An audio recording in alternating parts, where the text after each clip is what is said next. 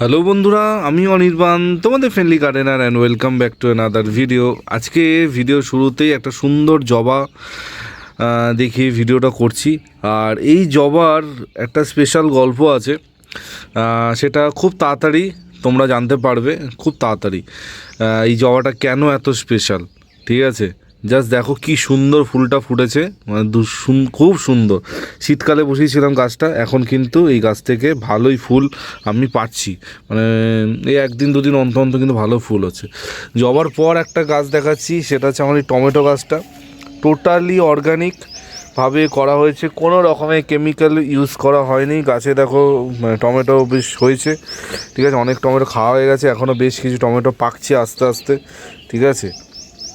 তো আজকে যেই ভিডিওটা হতে চলেছে, না টমেটো নিয়ে না জবা নিয়ে, এতক্ষণ তোমরা থাম্বনেল টাইটেল দেখে নিয়েছো, সেটা হচ্ছে আমাদের সবার প্রিয় গরমের মানে একদম হট ফেভারিট হট কেক যাকে বলে, সেটা হচ্ছে নয়নতারা। ঠিক আছে, নয়নতারা বলো, ভিনকা বলো, যাই বলো, নয়নতারা নিয়ে কিন্তু কথা হবে। নয়নতারা জানো, মানে গরম পড়লে নয়নতারার মার্কেট হঠাৎ করে চচ্চড়ি ওপরের দিকে উঠতে থাকে, মানে সবাইকে নয়নতারা করতে হবে, এরকম একটা ব্যাপার। আর এই গাছগুলোর ব্যাপারে তোমরা তো জানোই, এই গাছগুলো কিন্তু আমি শীতের সময়ে বসিয়েছিলাম, তোমাদের আমি বলেওছিলাম যে আমার মার নয়নতারা গাছ খুব প্রিয়। তো মার কথা মাথায় রেখে আমাকে কিন্তু নয়নতারা গাছগুলো শীতের সময় আনতে হয়েছিল, মা বলেছিল যে কিছু নয়নতারা কর। তো সেই গাছগুলোই কিন্তু এইগুলো। এবার সেই সময় অনেকে বলেছিলে যে এই নয়নতারাগুলো কি গরমেও অনির্বাণ ফুল দেবে? তো তোমাদের জলজান্ত হাতে প্রমাণ দেখিয়ে দিচ্ছি, গরমে ফুল। কিন্তু এই যে ফুলটা তোমরা দেখতে পাচ্ছ, এই ফুলের সাইজ কিন্তু তুলনাভাবে অনেকটা ছোট আছে। তার কারণ হচ্ছে গরমটা এখনও সেরমভাবে পড়েনি, আর এই নয়নতারার ওপর আমিও এখনও গরমের পরিচর্যা শুরু করিনি। কিন্তু তার আগেই দেখতে পাচ্ছ গাছ ভর্তি ফুল, প্রচুর ফুল কিন্তু হয়েছে। এই গাছগুলো লক্ষ্য করলে তোমরা দেখবে গাছে কিন্তু অনেক রকমের সমস্যা আছে। এই গাছটা দেখতে পাচ্ছ পাতা একটু হলুদ হলুদ, মানে ক্লোরোসিসের সমস্যা আছে, পাতা কুঁকড়ে যাওয়ার সমস্যা আছে, এইগুলো আছে। যখনই একটা মানে ক্লাইমেটে ট্রানজ্যাকশান হবে, সেই সময় এই ঝামেলাগুলো কিন্তু তোমাদের আসবে। তো তোমাদের সেই ঝামেলাগুলো মোকাবিলা করতে হবে, মোকাবিলা করলেই তোমাদের গাছ অটোমেটিক্যালি ভালো হবে, গাছে কিন্তু অটোমেটিক্যালি ফুল আসবে। এবার তোমাদের বাড়িতে যাদের যাদের নয়নতারা আছে তারা কি করবে? যদি নয়নতারা গাছ অনেক লম্বা হয়ে যায়, এখানে দেখো নিচে আমরা দেশি নয়নতারা আছে, এই দেখো কীরকম লম্বা হয়ে গেছে, ঠিক আছে? এরকম যদি লম্বা হয়ে যায়, তখন গিয়ে তোমাদের কিন্তু নয়নতারা গাছটা অবশ্যই প্রুনিং করতে হবে। যদি প্রুনিং যদি না করো, তাহলে কিন্তু ওই গাছ লম্বা হতে থাকবে, গাছটা মানে দেখতে মানে একদম কদাকার হবে, একদমই ভালো লাগবে না দেখতে। তো সেই জায়গা থেকে দাঁড়িয়ে তোমাদের প্রথম যেটা কাজ হবে, সেটা হচ্ছে নয়নতারা গাছটা প্রুনিং করা। আমার গাছগুলো দেখো কীরকম বুশি টাইপের আছে, কেনটা মানে বেঁটে টাইপের আছে। আমি কিন্তু গাছটাকে এই রকমভাবেই রাখবো, আমি কিন্তু গাছটাকে বিশাল লম্বা করে দেবো, ওরকম কিন্তু কোনো দিনও করবো না। তো তোমাদের নয়নতারা গাছ যদি বিশাল লম্বা হয়ে যায়, সেটাকে এই রকম একটা দেখো 6 থেকে 8 ইঞ্চি সাইজের মধ্যে যদি তোমরা কেটে দাও, কেটে গোল করে দাও, তাহলে কিন্তু গাছগুলো দেখতে সুন্দর হবে। নয়নতারা গাছে শীতকালে আমি যেসব খাবার দিয়েছিলাম বাকি গাছের সাথে এই গাছে, সেই খাবারের জন্যই কিন্তু গাছে এত ফ্লাওয়ারিং হয়ে আছে। আমি কিন্তু গরমে এখনও অবধি গাছে কোনো রকমের খাবার দিইনি। যদি তোমাদের কাছে নয়নতারা গাছ থাকে, তোমাদের যেটা দিতে হবে সেটা অবশ্যই বলবো সর্ষের খোল, বাদাম খোলের জল।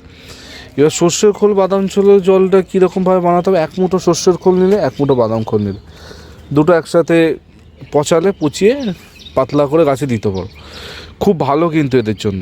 বা যদি তোমাদের না থাকে, শুধু সর্ষের খোলের জল অবশ্যই প্রতি 10 দিন অন্তর একবার করে গাছে দিয়ে যেতে থাকো। নয়নতারা গাছে আর যেটা করতে পারো, যদি তোমাদের অনেক পুরনো গাছ হয়ে থাকে, মানে এই ধরো 1.5-2 বছর পুরনো গাছ হয়ে থাকে, তাহলে তোমরা যেটা করতে পারবে সেটা হচ্ছে গাছের রিপোর্টিং। গাছে অবশ্যই এই সময় রিপোর্টিং করে দাও, মানে রুট কেটে আবার যদি তোমরা বসাও, ডেফিনেটলি তোমাদের গাছ কিন্তু সুন্দর হবে, গাছ ঝাঁকড়া হবে, গাছে কিন্তু প্রচুর ফুল আসবে।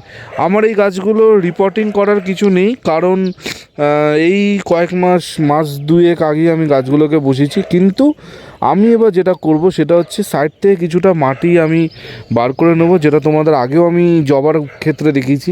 সাইড থেকে কিছুটা মাটি বার করে আমি নতুন সার মাটি বা ভার্মিকম্পোস্টের সাথে মাটি মিশিয়ে আমি কিন্তু ফিল করে দেবো।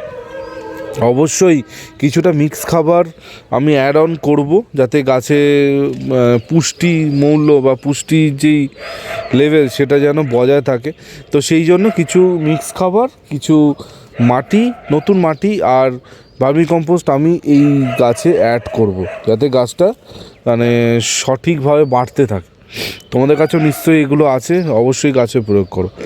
নয়নতারা গাছকে আরও সুন্দর করে তুলতে অবশ্যই অ্যাপসাম সল্ট, যেটা বললাম অ্যাপসাম সল্ট কিন্তু প্রতি 10 দিনে একবার করে স্প্রে করো। তার সাথে অনুখাদ্য যদি মানে 10-15 দিনে একবার করে গাছে প্রয়োগ করতে থাকো, ডেফিনেটলি তোমাদের গাছ কিন্তু মানে সুন্দর থাকবে, ঠিক আছে, গাছে কোনো সমস্যা কিন্তু হবে না। অনুখাদ্য জিনিসটা অনেকে অ্যাভয়েড করো, মানে কিনে রেখেছে সবাই কিন্তু গাছে ঠিকমতো দাও না বলে অনেকের গাছে সমস্যা হয়। তো অনুখাদ্য অবশ্যই গাছে প্রয়োগ করো, ডেফিনেটলি তোমাদের গাছ কিন্তু আগের থেকে অনেক বেটার জায়গায় থাকবে। অনেকে আমাকে জিজ্ঞেস করেছে অনির্বাণ নয়নতারা কবে বসাতে পারবো। দেখো এখন মার্কেটে নয়নতারা চারা, ছোটো চারা আসতে আরম্ভ করে দিয়েছে। যদি তোমাদের মনে হয় যে থামপটে চারা বসাবে নয়নতারা, তোমরা কিন্তু এই সময় বসাতে পারো, কোনো অসুবিধা নেই। আর যদি মনে হয় যে না আমি একটু বড় গাছই বসাবো, অত ছোটো গাছ বাঁচাতে পারবো না, তাহলে মাসখানেক পরে বড় চারা চলে আসবে মার্কেটে, তখন তোমরা চোখ বন্ধ করে বসাতে পারো। নয়নতারা নিয়ে এখন একটা অনেকের মধ্যে একটা প্রশ্ন থাকে, সেটা হচ্ছে দেশি হাইব্রিডের যত্ন। দেখো দেশি হাইব্রিডের যত্ন সেম, মানে আলাদা করে কিছু নেই। হ্যাঁ, এবার হাইব্রিডের ক্ষেত্রে এই প্রতিটা গাছ দেখতে পাচ্ছি, প্রতিটা হচ্ছে হাইব্রিড নয়নতারা। হাইব্রিডের ক্ষেত্রে একটা মানে বড় ব্যাপার হচ্ছে, সেটা হচ্ছে বৃষ্টির জল। মানে এর মধ্যে যদি অতিরিক্ত বৃষ্টির জল পড়ে গাছটা মরে যায়। এবার গাছটা কেন মরে, তার কারণ হচ্ছে গাছের গোড়ায় জল জমে মরে। যদি তোমাদের মাটি ওয়েল ড্রেন থাকে, মাটিতে বালি দিয়ে তুমি মাটি বানাও, তাহলে কিন্তু কোনো দিনও ওই সমস্যাটা তোমাদের আসবে না, বোঝা গেছে? হ্যাঁ, এবার যদি তোমাদের ওয়েল ড্রেন সয়েল না হয়, তখন গিয়ে কিন্তু তোমাদের এই হাইব্রিড নয়নতারা ক্ষতিগ্রস্ত হবে। হাইব্রিড নয়নতারা কিন্তু বৃষ্টির জলে মারা যাবে, বোঝা গেছে? মাটিটাই হচ্ছে মেন। মাটি যদি ঠিক করে বানাও, হাইব্রিড বসাও, দেশি বসাও, যাই বসাও, তোমাদের গাছে কিন্তু কোনো রকমের ঝামেলা হবে না। তো মাটিটা জোর দাও। আর অলরেডি আমি গরমের মাটি বানানো দেখিয়েছি, আশা করছি তোমরা দেখেছো। সেই মাটি বানাও, সেই রকমভাবে মাটি তৈরি করো, কোনো রকমের ঝামেলা তোমাদের কিন্তু গাছে আসবে না। মাটিটা যদি ঠিক করে না তৈরি করো, তখনই কিন্তু যত রাজ্যের প্রবলেম তোমাদের আসে। তো এই হচ্ছে নয়নতারার মানে গল্প। গরমের শুরুতেই তোমাদের বলে দিলাম, যাদের যাদের কাছে নয়নতারা আছে বা যারা নয়নতারা নিতে চাইছো, এইভাবে তোমরা পরিচর্যা করো, ডেফিনেটলি তোমাদের নয়নতারা নিয়ে কোনো সমস্যা। আর নয়নতারা একটা খুবই একটা সহজ গাছ, সহজের থেকেও সহজ গাছ, ঠিক আছে? কোনো কিছু করতেই লাগে না, সামান্য সর্ষের করে জল দিয়ে দেখবে এই গাছ মানে তত্তরিয়ে পারবে, এরকম একটা ব্যাপার।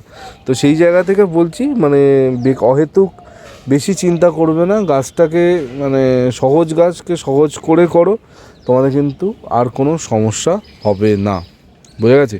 এরপরও যদি তোমাদের মনে হয় অনির্বাণ এই জায়গাটা বুঝতে পারছি না বা এইখানে একটা সমস্যা আছে, সেটা নয়নতারা হোক, বেলি, জুঁই, টগর, চাপা, যাই হোক, তোমরা কিন্তু আমাকে কমেন্ট সেকশানে কমেন্ট করে জানাও। আমি চেষ্টা করব সবার কমেন্টে উত্তর দেবো। একটা কমেন্টে উত্তর দিয়ে দিচ্ছি, সেটা হচ্ছে আমাদের বর্ণালীদি আমাকে জিজ্ঞেস করেছিল রিসেন্টলি যে অনির্বাণ এই সময় দত্তপিয়া গাছে ডাল কাটিং করা যাবে কি না। 100 বার ডাল কাটিং করা যাবে, কোনো অসুবিধা নেই। আমি কিছুদিন আগেই বলেছিলাম যে দত্তপিয়া গাছের ডাল কাটিং দুটো টাইমে করা যায়। একটা হচ্ছে এখন করা যেতে পারে, আর দ্বিতীয় হচ্ছে বর্ষার আগে করা যেতে পারে। এবার এখন করলে অবশ্যই ভালো, কিন্তু বর্ষার আগে করলে একটা অ্যাডভান্টেজ থাকে যে এই ডালগুলো মাটিতে পুঁতে দিলেই সেখান থেকে কিন্তু খুব সহজে চারা হয়ে যায়। কিন্তু এই গরমের সময় চারাটা হতে একটুখানি বেগ পেতে হয়। তো কেউ যদি মনে হয় যে আমি এখন করব, চোখ বন্ধ করে করতে পারো, কোনো অসুবিধা নেই। দত্তপিয়া গাছে আমি আগের বছর করেছিলাম, ঠিক আছে, প্রথমবার করেছিলাম ভয়, কিন্তু আমার গাছ কিন্তু খুব সুন্দর আছে, গাছে দেখো কত ফুল, ঠিক আছে, ফুলে ভর্তি। তো এই বলে আজকে ভিডিওটা এখানে এন্ড করলাম। নয়নতারা নিয়ে এই সময় যা যা করতে হবে সব কিছু তোমাদের বলে দিলাম। আশা করছি তোমাদের মনের কুয়াশা দূর হয়েছে, ঠিক আছে। তারপরেও কুয়াশা থাকলে অনির্বাণ তো আছেই দূর করার জন্য। তো এই বলে আজকে ভিডিওটা এখানে এন্ড করছি। কালকে ঠিক সকাল 11টায় অনির্বাণ আবার চলে আসবে নতুন ভিডিওর সাথে। টিল দেন সবাই ভালো থেকো আর শুভ যেতে, ততক্ষণের জন্য বাই বাই।